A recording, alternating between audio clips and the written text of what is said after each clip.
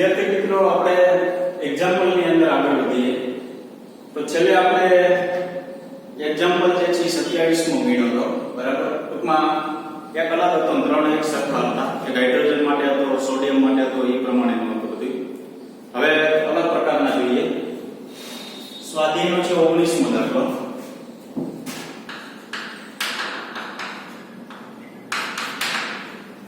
સ્વાધ્યાયનો 19મો દાખલોની રકમ બહુ મોટી છે દાખલો એના પ્રમાણમાં ખૂબ નાનો છે અને એ દાખલો મેં ઓલરેડી તમને છે ગણાવી દીધો છે હમણાં તમને ખબર પડી જશે ક્યારે ગણાવ્યો તો કે તમને ખબર હોય તો ખૂબ જ સૂક્ષ્મ દળોનું માપન આપણે ટોપિક હતો એની અંદર છેલ્લે મોટા કુબ એકમ પાર્સેક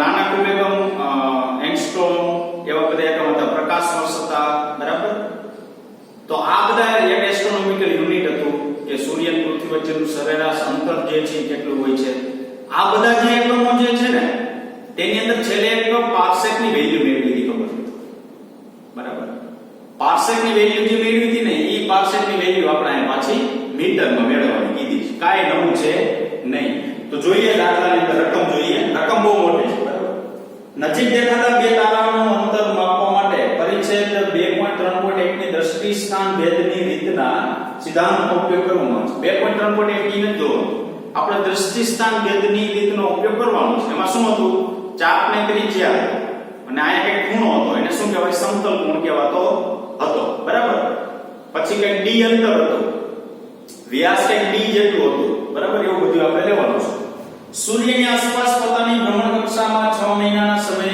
અંતરાલમાં પૃથ્વીના બે સ્થાનોને જોડતી આધાર રેખા એવી છે એટલે કે આધાર રેખા પૃથ્વીની કક્ષાના વ્યાસ બરાબર 3 * 10⁻11 મીટર જેટલી લગભગ છે પૃથ્વીના કક્ષાની વ્યાસ એટલે પૃથ્વીનો વ્યાસ કેટલો હતો આપણી પાસે બે ANB બિંદુ વચ્ચે આપણે વ્યાસાંત બિંદુઓ લીધા આમ પૃથ્વી આખી હતી આ વ્યાસાંત આ વ્યાસ હતો એને વ્યાસના અંતે આવેલા બિંદુ કારણ કે A છે ને આ ધારો B છે તો બે વચ્ચેનું અંતર કેટલું વ્યાસ જેટલું થાય તો વ્યાસ તમને 3 * 10⁻11 મીટર થાય આગળ જો કે નજીક રહેલા બે તારાઓ એટલા દૂર છે કે આટલી લાંબી આધાર રેખા હોવા છતાં તેઓ એક ડબલ કડા એટલે 1 સેકન્ડ જેટલો ચાપને દ્રષ્ટિ સ્થાન ભેદ કોણ દર્શાવે છે ખગોળીય સ્તર પર લંબાઈનો સુવિધાજનક એકમ પાર્સેક છે ખગોળ એટલે જે આપણે ઉપયોગ કરીએ છીએ કે વ્યવહારિક જીવનની અંદર જે એકમનો તે પાર્સેક છે ખગોળ એટલે અવકાશીય પ્રમાણે પાર્સેક કોઈ પદાર્થનું અંતર સૂચવે છે કે જેનું પૃથ્વી અને સૂર્ય વચ્ચેના અંતર જેટલા આધાર રેખાના બે છેડા અંતરનો ખૂણો 1 v કડા બરાબર હોય તો એક પાર્સેકનું મૂલ્ય મીટરમાં કેટલું હશે આખી રકમ કે સમજવાની નથી આખી રકમ સમજવાની નથી તમારે એક પાર્સેકની વેલ્યુ કેવો મેળવવાની મીટરમાં મેળવવાની તો તમને બધું કહી દીધું શું કે ધારો કે આ તમારી પાસે આમ છે પૃથ્વી આ સૂર્ય છે આ પૃથ્વી આ અંતર 1 ઇંચ જેટલું થાય હવે કયું અંતર પાર્સેક કહેવાય તો કે જે અંતરે કેટલું અંતરાલ હોય થીટા બરાબર 1 ડબલ કડા છે અંતરાલ હોય તે અંતરને 1 પીસી કહેવામાં આવે છે 1 પીસી એટલે શું કહેવાય 1 પાર્સેક કહેવામાં આવે છે તો જો જે આને આપણે વ્યાસ કહીએ સોરી આને આપણે ચાપ કહીએ આને આપણે શું કહીએ ત્રિજ્યા 1 પીસી બરાબર તો સમતલ કોણ પ્રમાણે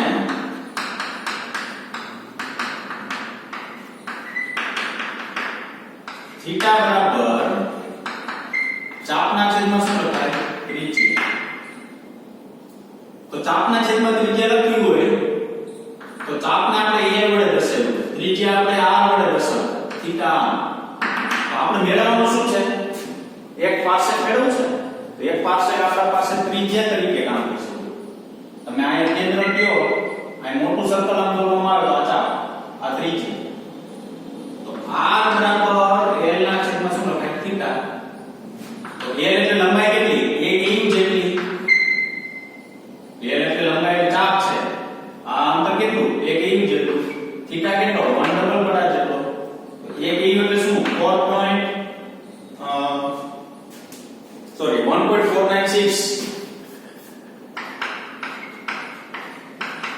10 રેસ ટુ 11 ના 1 ડબલ ગણા બરાબર શું લખી શકાય 4.85 10 રેસ ટુ -6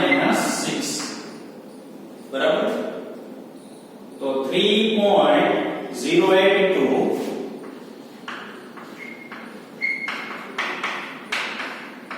60 મીટર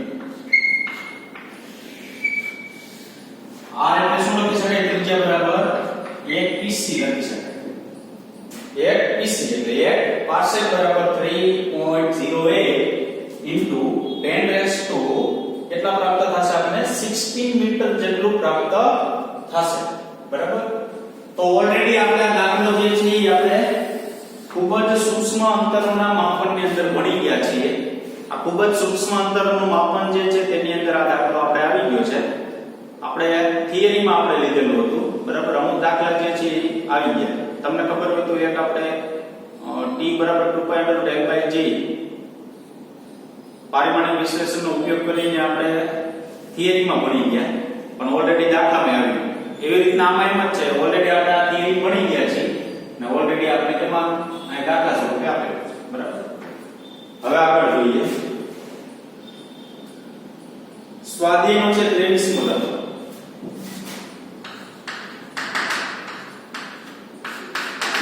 શું રકમ છે જોઈએ સૂર્ય એક ગરમ પ્લાઝ્મા આયનીકૃત દ્રવ્ય છે તમને ખબર હોય તો ચાર સ્વરૂપ છે ઘન પદાર્થ ઘન પ્રવાહી વાયુ અને ચોથું છે પ્લાઝ્મા સૂર્ય એવું કીધું પ્લાઝ્મા સ્વરૂપ છે બરાબર પછી શું કીધું જેની અંદરના ગર્ભનું તાપમાન 10⁷ કેલ્વિન થી વધારે અને બાહ્ય પૃષ્ઠનું તાપમાન 6000 કેલ્વિન છે 10⁷ કીધું આ પૃથ્વી સૂર્યનો આખો ગોળો છે ગર્ભ એટલે એના કેન્દ્રની આજુબાજુનું જે ટેમ્પરેચર છે ને 10⁷ છે 10⁷ એટલે લગભગ કરોડની આજુબાજુ થાય બરાબર લાખ એટલે 5 મીંડા 7 મીંડા એટલે કરોડ 1 કરોડ કેલ્વિન જેટલું ટેમ્પરેચર તમે ટેમ્પરેચર વિચારો ઈ ટેમ્પરેચર બહાર આવતું સપાટી પરનું ટેમ્પરેચર 6000 કેલ્વિન છે 6000 કેલ્વિન એમાંથી -273 કાઢી નાખો એટલે સેલ્સિયસ થયું જો 5700 સેલ્સિયસ જેવું ટેમ્પરેચર તમને ખબર છે કે 100 સેલ્સિયસ ખાલી હોય ને તો પાણી ઉકળી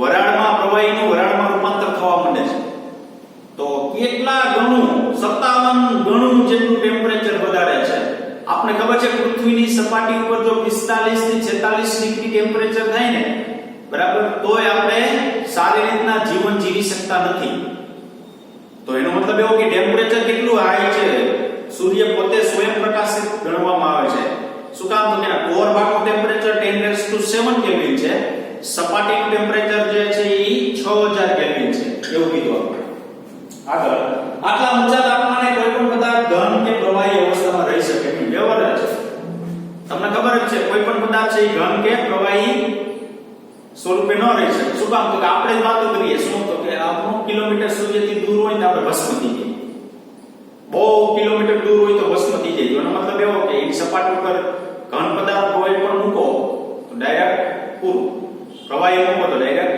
પૂરું વાયુમાં રૂપાંતર થઈ જાય ઉડી જાય બરાબર આગળ સૂર્યની દળ ઘનતા ઘન અને પ્રવાહી અવસ્થા વાયુની ઘનતાઓમાં કયા વિસ્તારમાં હોવાની તમને ધારણા છે એની ઘનતા જે છે કયા વિસ્તારમાં હશે પ્રવાહીમાં હશે ઘનમાં હશે કે વાયુમાં હશે બરાબર તો આપણે અહીંયા છેલ્લે આપણે કહીશું કે આ અવસ્થામાં હશે એની ઘનતા જોઈને આપણે લઈ શકીએ બરાબર તો આવો જવાબ ન આપી શકીએ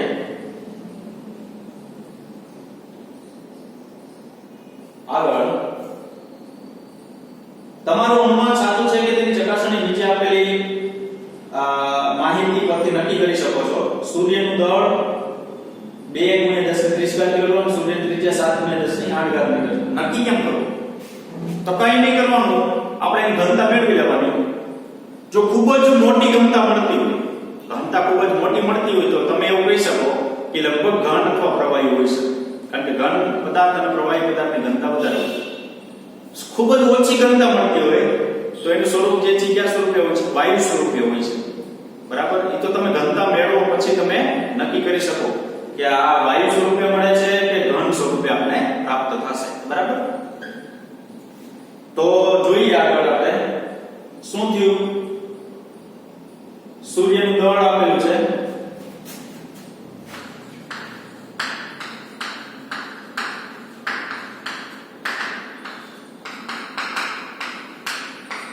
યાદ રાખજો ખરેખર આ એક ઉપયોગ કરવામાં આવે છે સૂર્યના દળનો સૂર્યની ત્રિજ્યા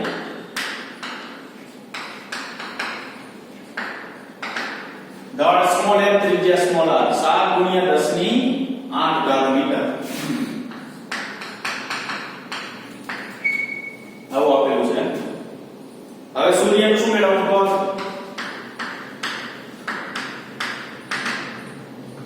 4/3 પાછો અહીં તો પરમાણુ અને સોડિયમ પરમાણુ હાઇડ્રોજન પરમાણુ સોડિયમ પરમાણુ જે હતા તેનું જે કદ મેળવતા તેવી રીતના પાછો અહીં ઉપયોગી સૂર્યનું કદ 4/3 પાય શું કામ તો કે સૂર્ય પોતે ગોળો છે તો પોતે જો ગોળો હોય તો એનું કદ જે છે આપણે કેટલું લખી શકાય 4/3 પાય ક્યુબ જેટલું લખી શકાય મૂકો કિંમત 4/3 પાય 3.14 r એટલે કેટલું લખાય 7 × 10 ની 8 ઘાત એનો શું થાય જવાબ આમ સાદુરૂપ જવાબ આપશો ને 1.44 × 10 ની 27 ઘાત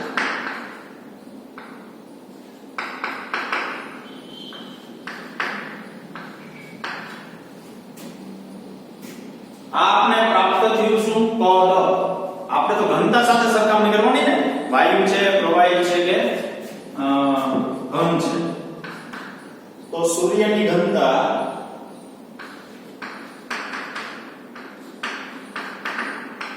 દળ m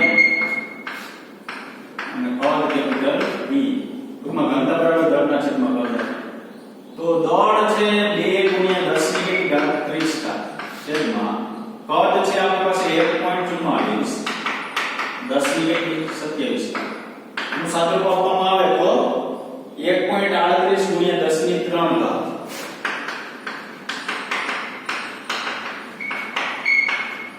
આ ઘનતા જોજી હમણાં આપણે આવ્યો તો સોડિયમ વાળો દાખલો હતો ને 27 માં શું આવ્યું છેલ્લે 4 પોઈન્ટ કઈ આવ્યું હતું સમથિંગ into 10⁻³ જેવું આવ્યું 4.69 આ સો 4.69 into 10⁻³ જેવું આવ્યું તો એનો મતલબ એવો કે સોડિયમ સ્ફટિક ઘન સ્વરૂપે હતો જો ક્યાં સ્વરૂપે હતો ઘન સ્વરૂપ તો અહીં કેટલી ઘાત આવી આપણે 3 ઘાત આવી કે નહીં તો આ ઘનતા ઉપરથી તમે એવું નક્કી કરી શકો શું તો કે આની 10 ની 3 ઘાત આપણે પ્રાપ્ત થશે એનો મતલબ એવો કે સૂર્ય જે છે એ ઘન હોઈ શકે અથવા પ્રવાહી વાયુ સ્વરૂપે હશે નહીં શું કામ તો કે વાયુ સ્વરૂપે હોય ને તો એની ઘનતા ખૂબ જ કેવી હોય છે ઓછી હોય છે બરાબર તમે શું લખી શકો અહીંયા 1.38 × 10 ની 3 ઘાત મળે છે તો એટલે પણ સૂર્યની દળ ઘનતા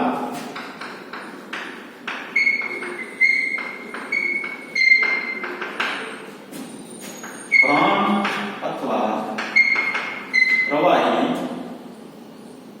સ્વરૂપે હોય છે તમને ત્રણ પૂછ્યું ઘન પ્રવાહી વાયુ તો લખો ઘન અથવા પ્રવાહી સ્વરૂપે હોય છે ઘનતા જે છે એ આપણે વાયુ સ્વરૂપે જેવી મળતી નથી હવે આગળ જઈએ તો સ્વાધ્યાયનો છે 29મો દાખલો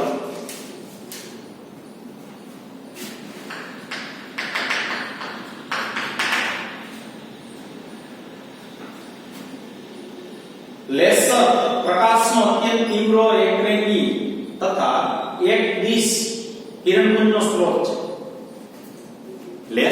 લેસર તમે જોયું હોય બધા બરાબર આમ આપણે રમકડા આવતા ખબર હોય શું કીધું એક દિશનો મતલબ એક જ દિશામાં જ્યાં ફોકસ કરો ને એ દિશામાં ફોકસ થાય એક રંગી એક જ કલર હોય બરાબર તે લેસરના આ ગુણોનો ઉપયોગ લાંબા અંતરના માપન માટે કરવામાં આવે છે તમને ખબર હોય તો લેસર ખૂબ જ દૂર સુધી જઈ શકે સૂર્ય પૃથ્વી કોઈ ગ્રહ અન્ય ગ્રહ પૃથ્વી વચ્ચેનું અંતર મેળવવું હોય તો લેસર આપણી પાસે ખૂબ નાની હોય છે ખરેખર જે અંતર મેળવવા માટે લેસર જે છે ખૂબ જ મોટી લેસરનો ઉપયોગ કરવામાં આવે છે બરાબર અંતર માપવામાં થાય છે. કેવી રીતના અંતર માપવામાં આવે તો કે અહીંથી લેસર આ તમે કરો આ ધારો કે એક ગ્રહ છે, અહીંથી પ્રકાશ ઉપર ગયો એટલે પ્રકાશ કઈક અંતર કાપે, ત્યાંથી પ્રકાશ શું આવે પાછો આવે, અહીંથી ઉપર જઈને પાછો આવે, બે ઉપરથી અંતર નક્કી કરવામાં આવે. કેવી રીતના આપણે જોઈએ શું કીધું આગળ, લેસરનો પ્રકાશીય સ્ત્રોત તરીકે ઉપયોગ કરી પૃથ્વી ચંદ્ર અંતર ખૂબ જ સચોટતાપૂર્વક મપાઈ ચૂક્યું છે. લેસરનો ઉપયોગ કરી પૃથ્વી અને ચંદ્ર વચ્ચેનું અંતર જે છે ખૂબ જ સચોટતાપૂર્વક ખૂબ જ સારી રીતના મપાણું છે. સચોટતાપૂર્વક એટલે જે ખરેખર અંતર હોય ને ખૂબ જ નજીકનું અંતર. તમે એમ કહો કે આ બે દિવાલ વચ્ચેનું અંતર માપવું છે 15 ફૂટ છે, હું પાછો માપી જાઉં 15 ને 1 ઇંચ મળે તો એનો મતલબ એવો થયો કે ખૂબ જ 15 ની કેવું થાય નજીક, બરાબર, સચોટતાપૂર્વક માપન કરેલું છે. લેસર પ્રકાશીય પુંજ ચંદ્રની સપાટીથી પરાવર્તન પામી 2.56 સેકન્ડમાં પાછો આવે છે. જો ખાસ ચંદ્રની સપાટી પરથી પરાવર્તન પામી 2.56 સેકન્ડમાં પાછો, અહીંથી પ્રકાશ ગયો પાછો આવ્યો ગયો પાછો આવે તેનો સમય આપેલો છે 2.56 સેકન્ડ.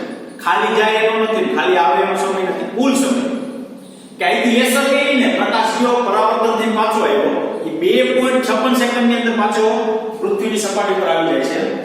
તો પૃથ્વીની ફરતે ચંદ્રની કક્ષાની ત્રિજ્યા કેટલી હશે?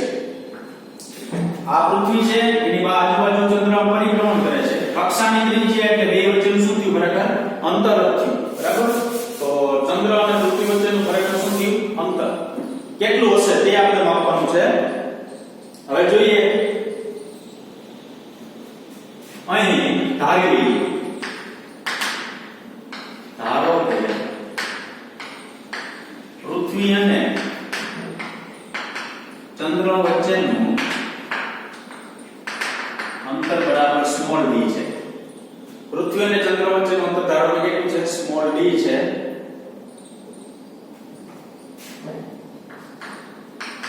લેસર બીમને ચંદ્રની સપાટી પરથી પાછું આવતા લાગતો સમય t ધારો કે 2.56 સેકન્ડ છે. 2.56 જ આપ્યું છે, હા સોરી 1.56 ના 2.56 જો 2 પોઈન્ટ કેટલું આપેલું છે આપણે 56 બરાબર.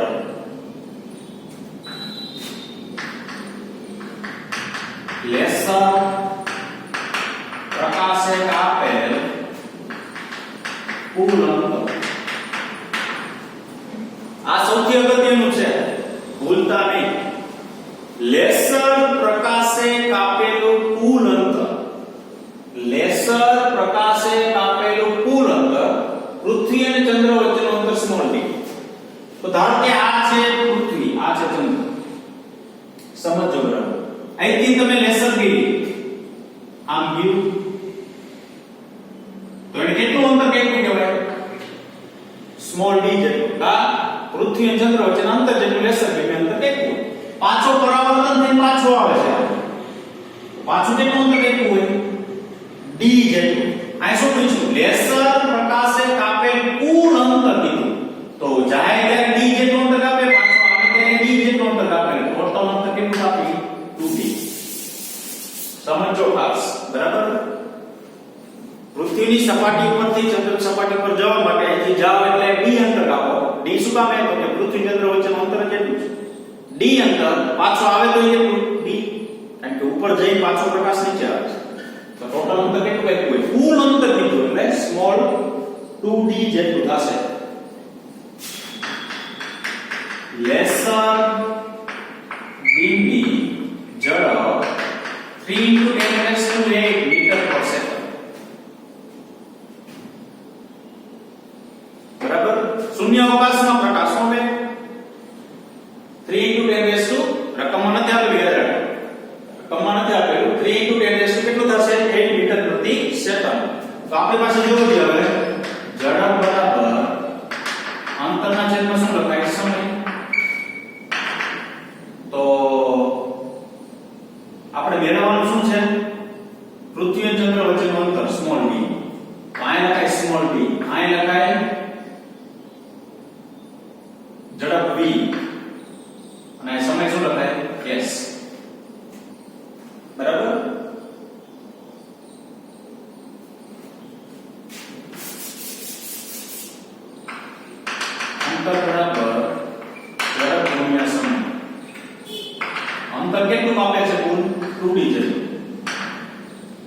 કારણ કે લેસર બીમની વાત છે, આ તો અંતર કયું છે સૂર્ય ઉપર છે, પૃથ્વી ચંદ્ર વચ્ચે. કુલ અંતર આપણી પાસે કેટલું મળે છે 2d જેટલું. ઝડપ કેટલી છે v, સમય કેટલો છે t. તો તમારે અંતર મેળવવું છે એટલે ખાલી અંતર થાય. 2d આપણી પાસે અંતર નથી. 2d તો લેસર બીમ ઉપર નીચે આવેલ ટોટલ 2d અંતર છે, પણ આપણી પાસે પૃથ્વી અને ચંદ્રનું અંતર કેટલું છે ખાલી d. d ને કરતા કરો એટલે v * c t બાય શું થાય 2. આ v ને લીધે આપણે c લેશું. શું કામ છે? શૂન્યાવકાશનો પ્રકાશનો વેગ c વડે થશે. તો આ થશે 3 × 10⁸. સમય આપણી પાસે 2.56 છે. છેદમાં કેટલા થાય 2. ટોટલ અંતર કેટલું આપશે? 3.84 × 10⁸ મીટર. આ મીટરમાં મળે, કિલોમીટરમાં કરવું હોય તો 3.84 × 10⁻³ 5 કિલોમીટર. ટૂંકમાં દાખલાની અંદર શું આપણે આ b મેળવવું છે. પ્રકાશ ઉપરથી નીચે આવે તે દરમિયાન કેટલું અંતર કાપે? 2d જેટલું અંતર કાપશે. તો ઉપરથી નીચે આવે તો 2d જેટલું અંતર કાપે તો આપણે d મેળવવું છે. તો અંતર બરાબર ઝડપ ગુણ્યા સમય. 2d અંતર c × t એટલે c એટલે શું? શૂન્યાવકાશનો પ્રકાશની ઝડપ. d ને કરતા કરો તો આ મીટરમાં મળે, કેટલું મળે? કિલોમીટર. ચાલો એના પછી સ્વાધ્યાય 30 માં પાણીની નીચે રહેલી વસ્તુને શોધવા માટે તેમજ તેમના સ્થાન નક્કી કરવા માટે સોનારમાં અલ્ટ્રાસોનિક તરંગનો ઉપયોગ થાય છે. એક સબમરીન સોનારથી સુસજ્જ છે. એક સબમરીન છે ને તેની અંદર સોનાર ફિટ કરેલી છે. સુસજ્જ એટલે સોનાર એની અંદર ફિટ કરેલી છે, બરાબર. અને તેમાંથી અલ્ટ્રાસોનિક વેવ છે બહાર નીકળે છે, જેના દ્વારા ઉત્પન્ન થતા સંશોધન તરંગ અને દુશ્મન સબમરીન પરથી પરાવર્તિત તેના પ્રતિધ્વનિની પ્રાપ્તિ વચ્ચેનો સમય વિલંબ 77 સેકન્ડ છે. ટૂંકમાં સામે સબમરીન કોની છે? ધારો કે દુશ્મનની છે. તો અહીંથી અલ્ટ્રાસોનિક વેવ ગયા પાછા આવે તે દરમિયાનનો સમય કેટલો? 77 સેકન્ડ. આની જેમ જ છે એટલે આ દાખલો ડાયરેક્ટ લઈ લીધો. જાશે આપણે લખશું ને ડાયરેક્ટ લખી નાખશું, બરાબર. જાશે પાછો આવશે એટલે શું કીધું એને જો એક સબમરીન સોનારથી સૂચિત છે જેના દ્વારા ઉત્પન્ન થતા સંશોધક તરંગ એટલે જે વેવ ઉત્પન્ન થાય તે દુશ્મન સબમરીન પરથી પરાવર્તિત તેના પ્રતિધ્વનિની પ્રાપ્તિ વચ્ચેનો સમય વિલંબ.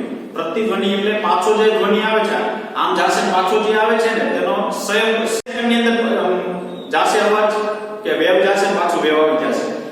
શું કીધું? તો શત્રુની સબમરીન કેટલી દૂર હશે? પાણીમાં ધ્વનિની ઝડપ 1450 મીટર/સેકન્ડ લો. તો હવે શત્રુની સબમરીન અને આપણી સબમરીન વચ્ચેનું શું લેવાનું? અંતર લેવાનું. તો તમે નક્કી કરી શકો શત્રુની કેટલી છે. અહીંથી વેવ મોકલવાનો, વેવ ને આ રિફ્લેક્ટ એટલે પરાવર્તનથી પાછો આવે તે દરમિયાન આપણી પાસે સમય હોવો જોઈએ. તો ડાયરેક્ટ અહીંથી ઉપયોગ કરી શકાય. d = vt/2 ડાયરેક્ટ ઉપયોગ કરો. કા તો કે એ 2d અંતર કાપે જાય વેવ d અંતર, પાછો આવે d અંતર. અને સબમરીન દુશ્મનની આપણી સબમરીન વચ્ચેનું અંતર કેટલું? ધારો કે d જેટલું. આને જેવો છે ને. v નો ઉપયોગ શું કામ કર્યો? કારણ કે ધ્વનિ પાણીની અંદર ધ્વનિનો વેગ લેવાનો, હવાની અંદર નથી. હવા હોય તો આપણી પાસે 3 × 10⁸ હોય છે. તો કિંમત મૂકી દો. v એટલે 1450. આ 77 છે. છેદમાં કેટલા લખાય? 5582.5 આટલા મીટર દૂર હશે સબમરીન, બરાબર. 5.58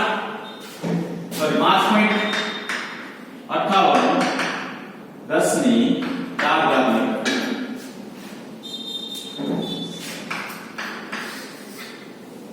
કેવી રીતના આવશે? આ 55825 છે, એમાં 5 કરવું હોય તો વેલ્યુ ઘટે, ઘાત વધે. 1 2 3 ને કેટલી થાય? 4. 5.58 × 10⁴. તો વિદ્યાર્થી મિત્રો, આ લેક્ચરની અંદર આપણે શું લીધું? સ્વાધ્યાય 19 મો દાખલો, સ્વાધ્યાય 23 મો દાખલો, સ્વાધ્યાય 29 અને સ્વાધ્યાય 30. આ બે દાખલા જે છે સેમ છે, સ્વાધ્યાય 29 અને 30 મો દાખલો. આ આપણે આગળ આવ્યું તે પ્રમાણે છે, બરાબર. અને આ જે છે સોરી આ નહીં, આપણે આગળ આવ્યું જે થિયરીની અંદર તે પ્રમાણે છે. એટલે આ દાખલો ઓલરેડી આપણે આવી ગયો છે, બરાબર. અહીં સુધી રાખશું. Thank you very much.